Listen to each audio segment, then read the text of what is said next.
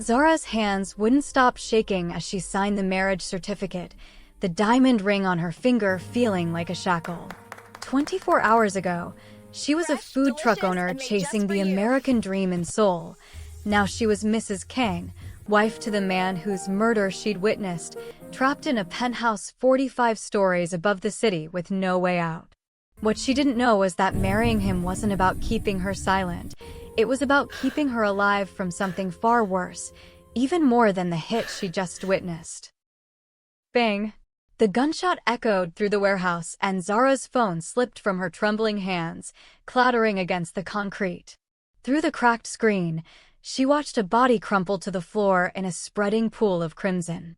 Her breath caught in her throat as the man who gave the order turned slowly, his eyes locking onto hers through the gap in the warehouse doors. Those eyes. Cold. Calculating. Beautiful. Kang Min-jun stood in a perfectly tailored suit, not a hair out of place, as if he'd just ordered coffee instead of someone's execution.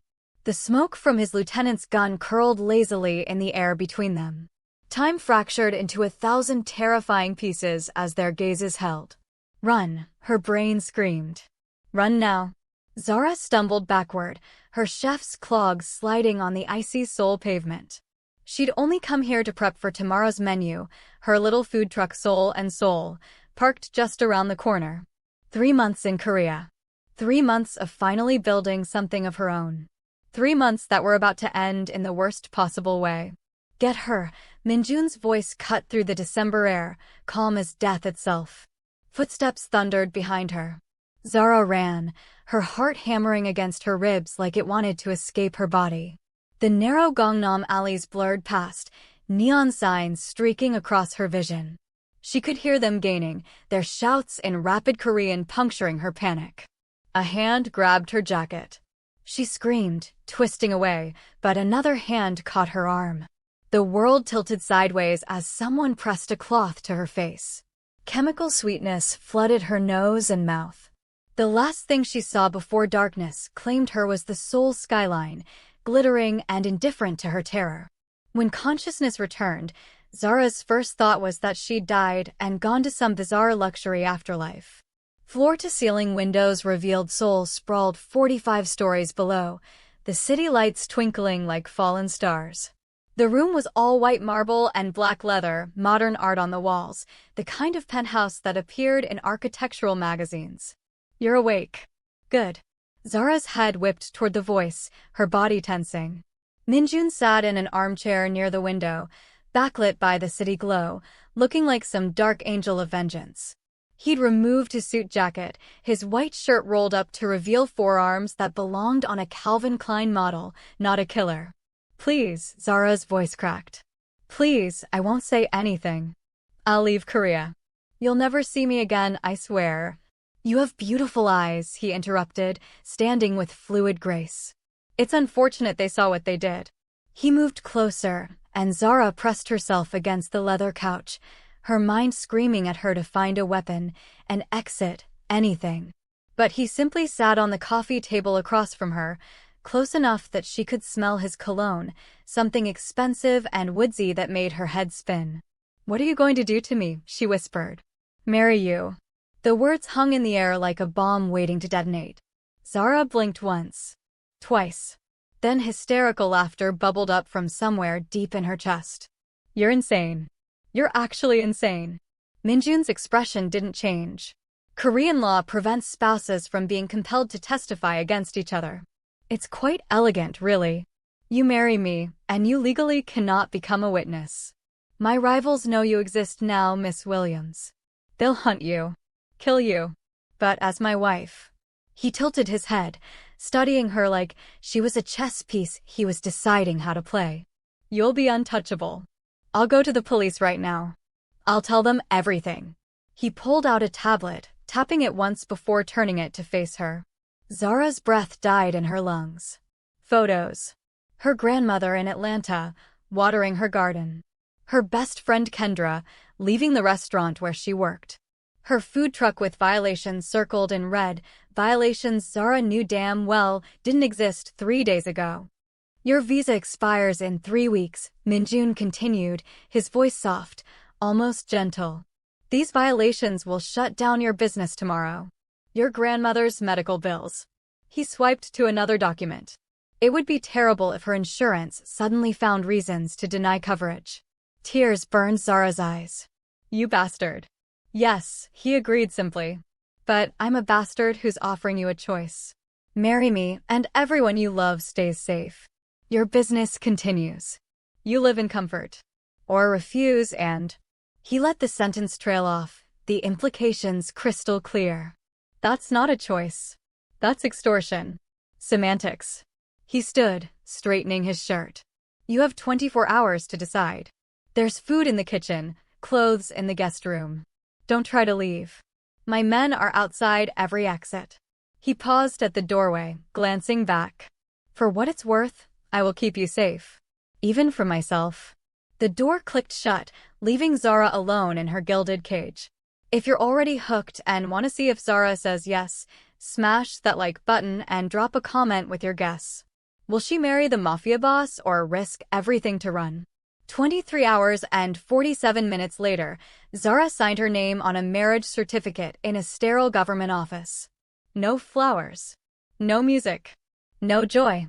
Just Min-jun's lawyer sliding papers across a desk while her hand shook so badly she could barely hold the pen. The ring Min-jun placed on her finger was a flawless diamond that probably cost more than her entire food truck. It felt like a shackle. Welcome to the family, Mrs. Kang, he murmured, and Zara wanted to scream. Moving into Min-jun's penthouse felt surreal. Her entire Atlanta apartment could fit in the master bedroom alone. That first night, she stood in front of the bed, one bed, king-sized and imposing, while Min-jun efficiently unpacked a small suitcase. I'm not sleeping with you, Zara said, her voice steadier than she felt. I wouldn't expect you to. He grabbed a pillow and blanket, making a neat bed on the leather couch near the window. But my enemies must believe this marriage is real. Separate rooms would raise questions. How considerate of you, she bit out sarcastically. He looked at her then, really looked at her, and something flickered in those dark eyes. I know what I am, Zara. I know what you think of me. But I meant what I said. I'll keep you safe. Even though you're the danger? Especially because I'm the danger. He turned off the lamp, plunging them into darkness broken only by Seoul's neon glow. Good night, wife. Zara lay awake for hours, listening to his breathing even out, wondering how her life had become a nightmare she couldn't wake from. The next 2 weeks passed in a strange, tense routine. Min-jun left early each morning, returning late, always impeccably dressed, always polite. He never touched her beyond what was necessary for appearances. But the awareness between them crackled like a live wire. Zara reopened her food truck with Min-jun's investment, though his men now stood guard at all hours. She threw herself into cooking, the only thing that still made sense. Kimchi mac and cheese. Korean fried chicken with comeback sauce. Bulgogi tacos. Food was language, and in Seoul, it was the only way she knew how to speak. One night, unable to sleep, she found herself in the penthouse kitchen at 2 a.m., making her grandmother's shrimp and grits. The smell of butter and garlic filled the space, and she was so lost in memory, she didn't hear Min-jun approach until he spoke. It smells like home. How's that possible? Zara jumped, nearly dropping her spoon. Min-jun stood in the kitchen entrance wearing gray sweatpants and a black t-shirt, his hair mussed from sleep. He looked younger like this. Almost human. It's called seasoning, she said sharply. You should try it on your personality. To her shock, he smiled. Actually smiled. It transformed his entire face, erasing the cold mask he always wore. May I try it? She should have said no. Should have maintained the wall between them. Instead, she found herself ladling shrimp and grits into a bowl, sliding it across the counter. Min-jun took a bite and his eyes closed. For a long moment, he said nothing. When he opened them again, something raw and unguarded looked back at her. My sister used to cook, he said quietly. Before she died. This tastes like comfort. Like safety. His voice cracked on the last word. I'd forgotten what that felt like. Zara's anger faltered. What happened to her? Car bomb. Meant for my father. She was 17. I found her. He set down the spoon, his knuckles white against the counter. That was the day I stopped being anyone's little brother and became what I am now. A monster, Zara whispered. A survivor. He looked at her, and in his eyes, she saw an abyss of pain that mirrored her own. We're not so different, you and I. Both alone in this city. Both doing whatever it takes to protect what we love. I would never kill someone. No, he agreed. You're far stronger than me that way. He stood, rinsing his bowl in the sink like a normal person, like he hadn't just cracked open his chest and shown her the broken pieces inside. Thank you for the meal. And Zara? I'm sorry. For all of this. He left her standing in the kitchen, her heart doing something dangerous and foolish in her chest. The mandatory family dinner arrived like an execution date. Min-jun's childhood estate loomed in Gangnam's most exclusive neighborhood, all traditional Korean architecture updated with modern luxury. Zara wore a black dress Min-jun had laid out for her, simple and elegant, armor for the battlefield ahead. My mother will try to break you, he warned in the car. Don't let her. Does she know this marriage is fake? His jaw tightened. She knows I made a choice she doesn't approve of. That's all that matters to her. The Kang family matriarch waited in a receiving room that probably cost more than a small country. Madame Kang was stunning in her 60s, all sharp edges and colder eyes. Min-jun's uncle Sung-ho stood beside her, watching Zara like a hawk eyeing prey. So this is the American, Madame Kang said in Korean, knowing damn well Zara didn't speak it. How exotic. Min-jun's hand found the small of Zara's back, a gesture of support that sent electricity up her spine. Mother, English please. Out of respect for my wife. Of course. The smile didn't reach her eyes. Tell me, dear, can you use chopsticks? Or should we get you a fork? I can manage, Zara said evenly, even as rage simmered in her blood. The dinner was 2 hours of thinly veiled racism disguised as concern. Can you handle spicy food? Where did you really meet my son? Do they teach etiquette in Atlanta? Each question a tiny knife designed to make Zara bleed. She was about to explode when an elderly woman entered, moving slowly with a cane. Min-jun immediately stood, his entire demeanor softening. Grandmother. The old woman's eyes swept the table, landing on Zara with surprising warmth. She spoke in Korean to Madame Kang, her voice sharp with authority. Min-jun's mother actually flinched. My grandmother says, Min-jun translated, fighting a smile, that anyone who can make me smile the way you apparently do is welcome in this family.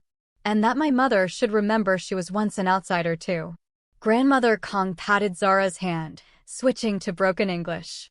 You, strong. Good. He needs strong. She gestured to Min-jun. He forget how to live. You remind him. In the car ride home, Min-jun's hand found Zara's again, squeezing gently. You were magnificent tonight. I was angry. Exactly. He looked at her with something dangerous in his eyes. Something that made her pulse quicken. My grandmother is right. You remind me how to live.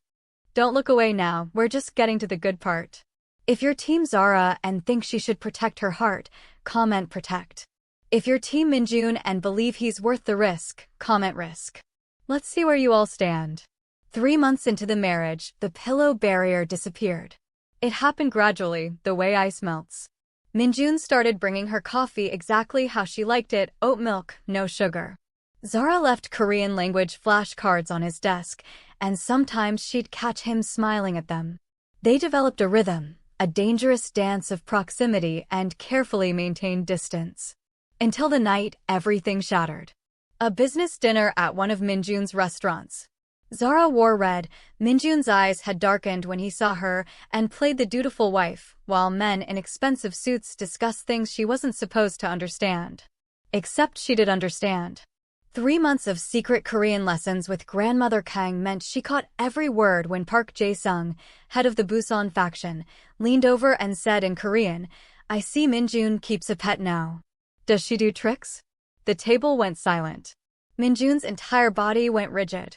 Zara smiled sweetly at Park and responded in flawless Korean, I do one trick very well. I remember every insult, every slight, every threat. So when my husband inevitably buries you, I'll know exactly why. She switched to English. More wine, gentlemen? Park's face went purple. The other men looked between Zara and Min-jun with something like awe. In the car, Min-jun stared at her. When did you learn Korean? I'm not as helpless as you think. Helpless? He laughed, the sound rough and genuine. Zara, you're the most formidable person I've ever met. His hand came up, cupping her cheek with surprising gentleness. You terrify me. Good, she whispered, but her heart was hammering. He took her to a jazz club hidden in Hongdae, all low lighting and velvet booths.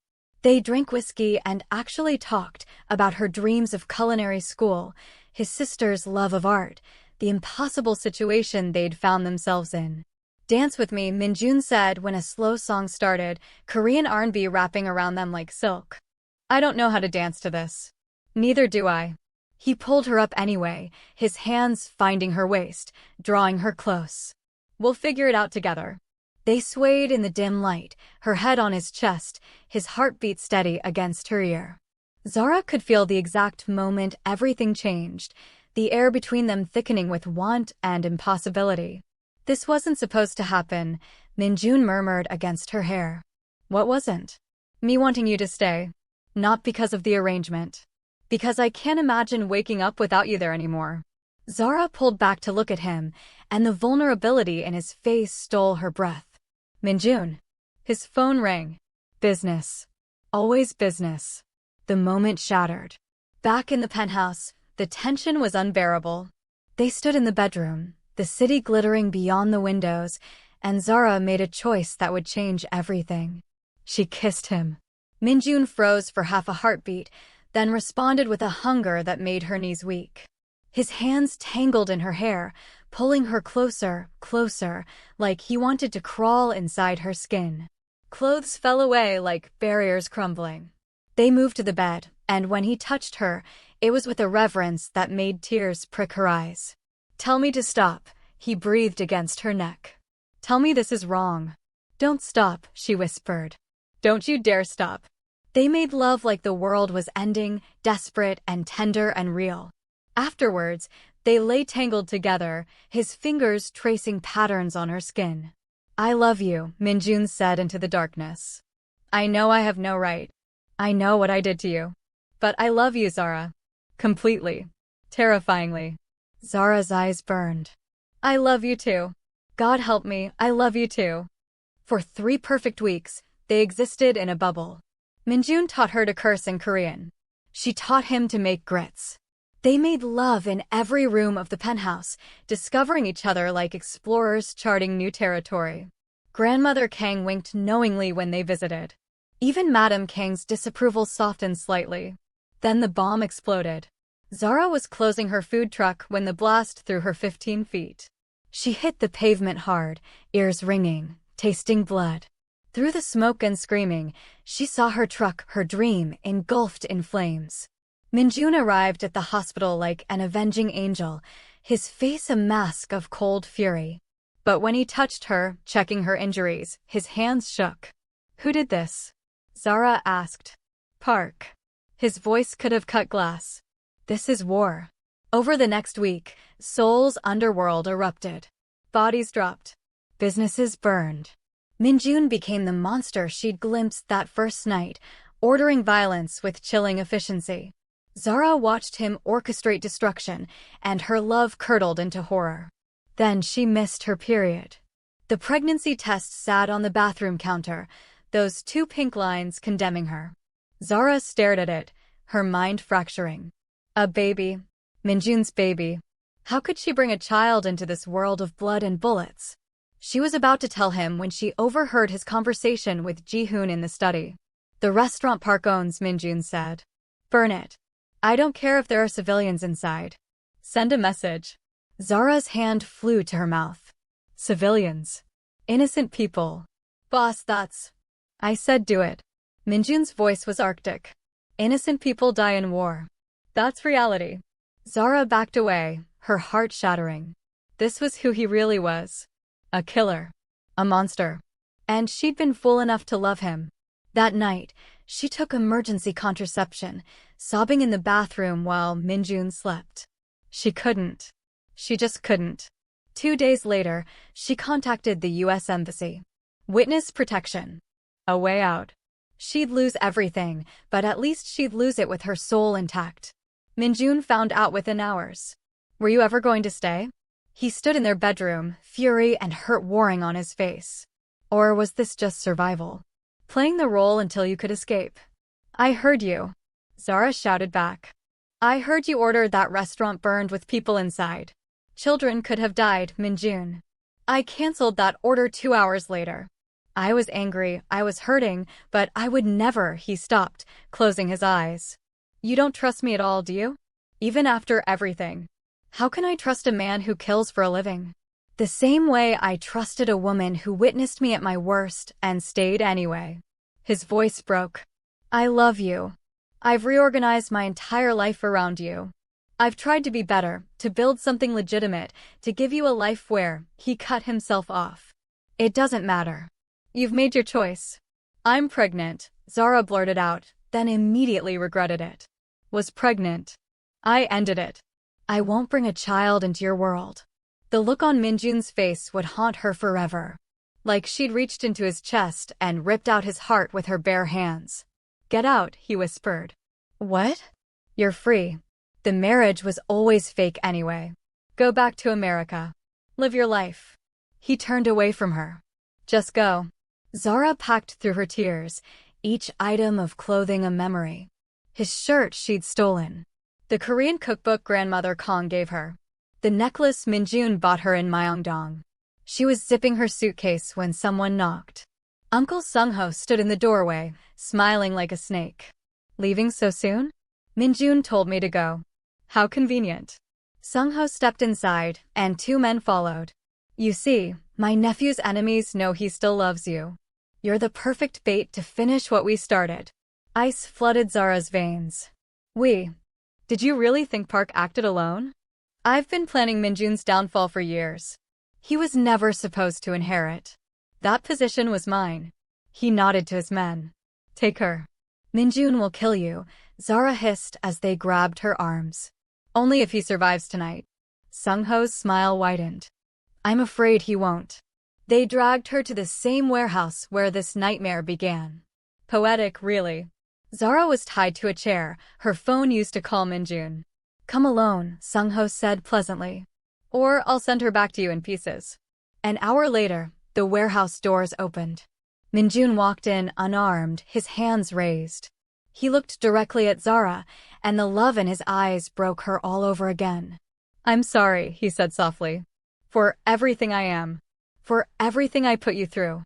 I love you. I've loved you since you made me shrimp and grits at 2 in the morning and told me to season my personality. A sad smile. You made me remember I was human. How touching. Park Jae-sung emerged from the shadows. The great Kang Min-jun, brought to his knees by a foreign woman. Let her go. This is between us. Oh, she's not going anywhere. She's going to watch you die. Then she's going to die knowing it was all for nothing. What happened next occurred in seconds that felt like hours. Ji-hoon and loyal men burst through skylights, raining down like avenging angels. Gunfire erupted. Min-jun dove for a weapon. Chaos consumed the warehouse. Through the smoke and violence, Zara saw Uncle Sung-ho pointing a gun at Min-jun's head. Her hands were still tied, but there a piece of broken glass near her chair.